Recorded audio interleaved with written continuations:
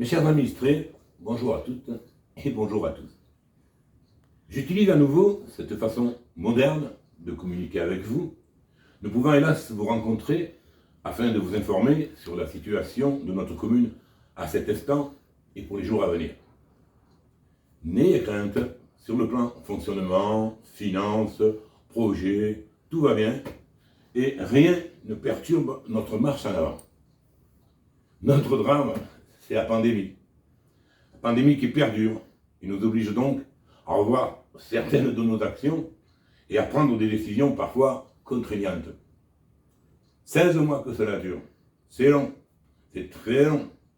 Et je comprends cette lassitude qui contrarie un nombre important de gestes dans votre vie quotidienne. Oui, le virus persiste à nous pourrir la vie et son avancée inquiétante pour nous tous et surtout pour nos enfants.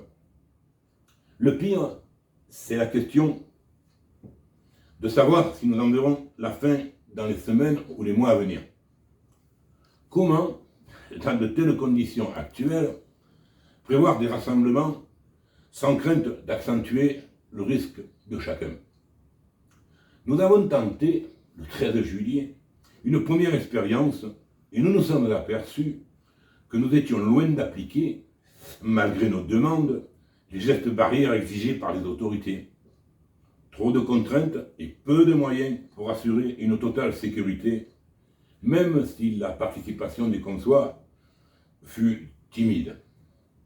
C'est pour cela, mes chers administrés, que je viens de prendre la difficile décision de ne pas programmer la fête votive du 15 août. Alors, nombreuses sont nos communes voisines qui renoncent également à se risquer dans cette aventure, tels Montfrein, Castillon, Sanignac, Redescend, Argillier, j'en passe, ainsi que toutes les autres qui hésitent encore ou réduisent de façon draconienne le déroulement de la festivité. La gestion idéale n'existe pas et devient inenvisageable. La quantité de contrôle exigée aux entrées des communes ne peut être mise en place pour nous, faute de moyens humains et matériels. Même les bandides, dites longues, à savoir, sont irréalisables, car nous savons tous où elles aboutissent, à savoir également sur la place centrale, où le rassemblement est inévitable et les contrôles donc impossibles à réaliser. Comment installer un orchestre s'il est interdit de danser, avec l'obligation de rester assis? Ça me paraît très compliqué. Comment s'imaginer ne pas s'accouder au comptoir du bar, dans lequel il sera interdit de pénétrer? Le port du masque, bien sûr, sera obligatoire, bien entendu.